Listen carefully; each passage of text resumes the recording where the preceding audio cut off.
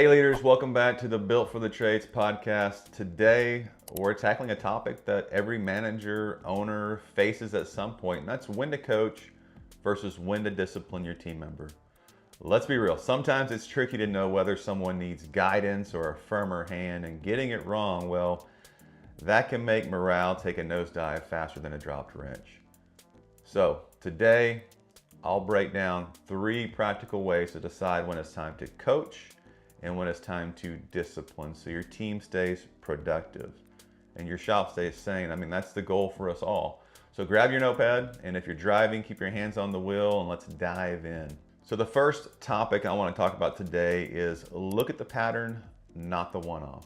The first step is to distinguish between a one-off mistake and a reoccurring problem. Everyone messes up now and then. I mean, even we do. It's normal. So, but the trick is knowing if that's a one-off or a pattern. I had a tech forget a tool once on site, and it wasn't a big deal, but when it started happening multiple times a week, it became a pattern. That's when you switch from coaching to discipline. So the rule of thumb here is a one-off mistake equals coaching. A pattern equals discipline. This keeps your team feeling supported while holding them accountable. And let's face it, nobody wants to feel like the office detective checking who left the ladder in the parking lot again. So once you've identified the pattern, the next step is figuring out whether the issue is skill, attitude, or understanding, because that determines the next approach that we're going to take. And that leads us into the second part. Determine the root cause. Before reacting, ask yourself, is this a knowledge gap, a behavior problem, or a misunderstanding? Coaching is perfect for knowledge gaps and misunderstanding. Discipline is for attitude issues or repeated negligence. Example of this is a tech maybe keeps missing deadlines because they don't know the process. See, that's a coaching issue. You show them the right steps, you provide support, and you follow up. On the other hand, if a tech is intentionally ignoring rules or being disrespectful, it's time to bring out the discipline.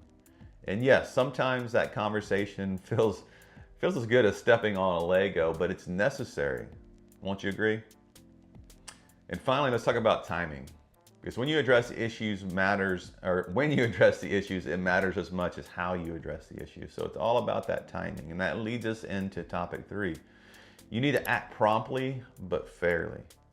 Don't let problems fester. Coaching or discipline works best when addressed close to the behavior in question. Waiting too long can make the situation worse or even seem unfair. So a quick tip here is when coaching, give immediate feedback, specific guidance, and a chance to improve. When disciplining, be clear, factual, and consistent. No vague warnings like do better next time. Nobody knows what that means.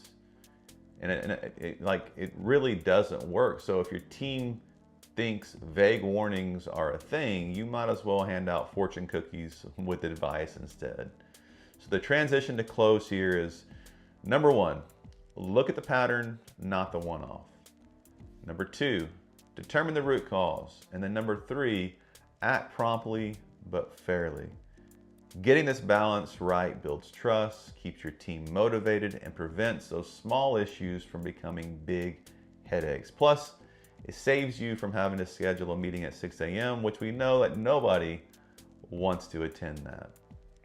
So before we wrap up today, just want to share again, 87% of you watching these podcasts right now are not subscribed. So come on, don't make me reset that expectation too. It helps.